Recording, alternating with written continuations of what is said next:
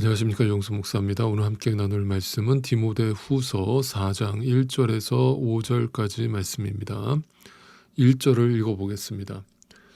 나는 하나님 앞과 산 사람과 죽은 사람을 심판하실 그리스도 예수 앞에서 그분의 나타나심과 그분의 나라를 두고 엄숙히 명령합니다. 자, 바울은 지금 서신의 마지막 부분에서 매우 엄숙하고 진지한 말투로 사실 바울이 항상 진지하긴 했습니다만 더 엄숙하고 진지한 말투로 이 말을 이어갑니다.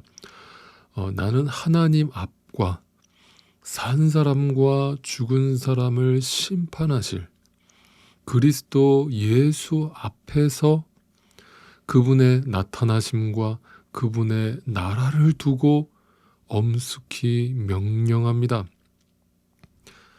얼마나 진중하고 엄숙하고 무거운 말입니까?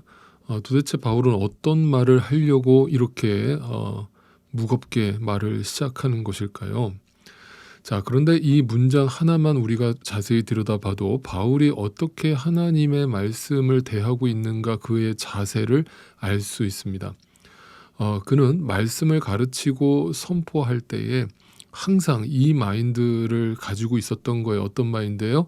자신은 지금 하나님 앞에 있고 예수 그리스도 앞에 있고 그분의 나타나심과 그분의 나라를 두고 그 앞에서 하나님의 말씀을 선포하고 전한다.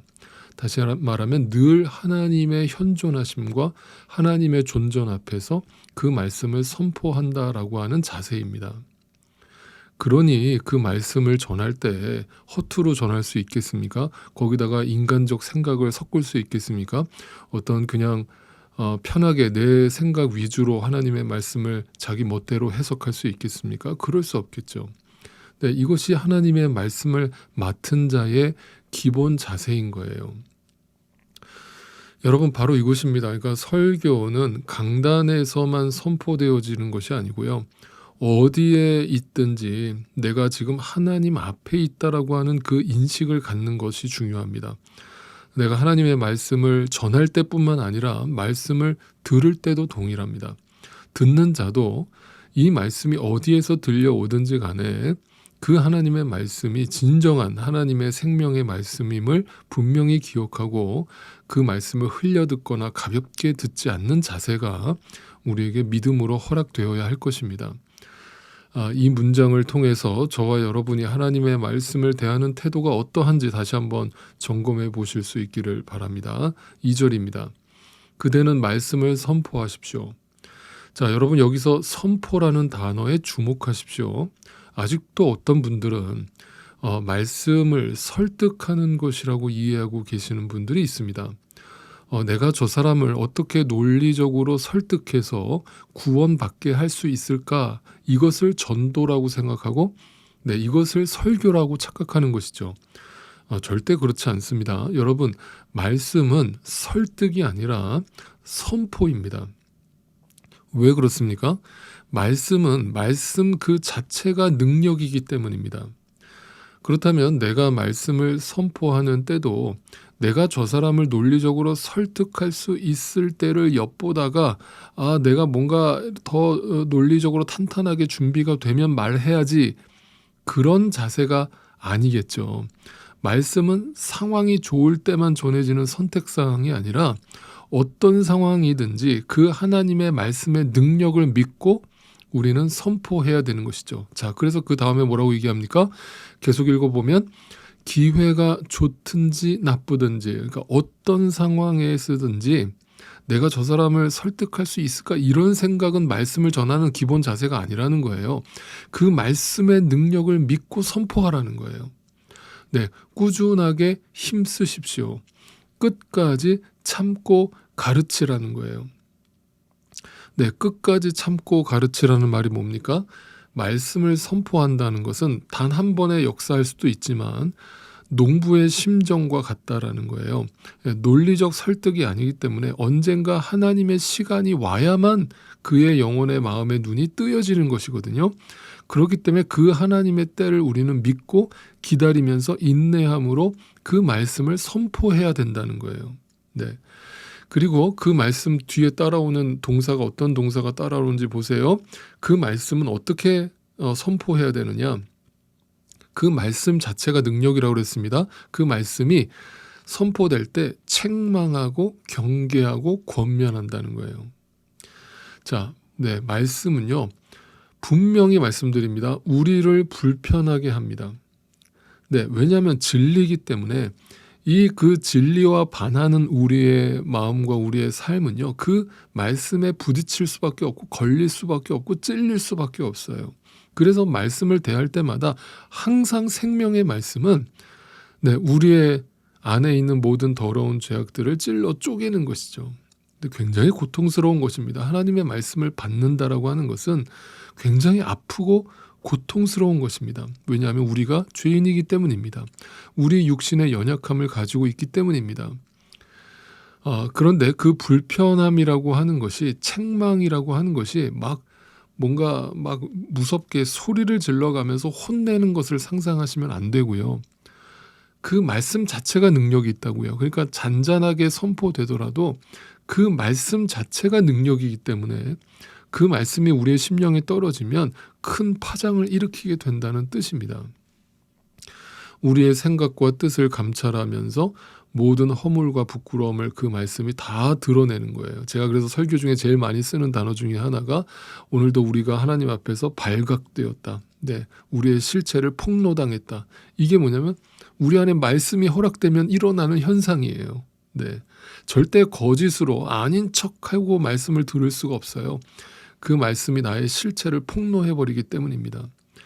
그리고 바로 내가 그 말씀 앞에서 어떤 반응을 하게 되냐면 내가 그 진리 앞에서 심판받아야 될 자임을 분명히 알게 되는 거예요. 네, 그러니까 더 이상 남의 눈에 티끌을 보는 이 교만한 삶에서 벗어나게 되는 겁니다. 여러분 안에 진짜 말씀이 허락되면 더 이상 남의 티끌을 보는 게 아니라 내 안에 들보를 보게 돼 있어요. 네. 왜냐하면 그래야만 그리스도의 십자가 은혜가 어떠한 것인가를 비로소 알 수 있게 되기 때문입니다. 분명히 잊지 마십시오. 진짜 하나님의 말씀이 내 안에 떨어지면 나를 책망하고 경계하고 권면합니다. 그것이 내 안에 말씀이 살아있다는 증거가 되는 것입니다. 이것을 알고 말씀을 전달하는 것이 모든 설교자의 사명이요. 또 그렇게 듣는 것이 모든 믿는 자의 사명인 것입니다.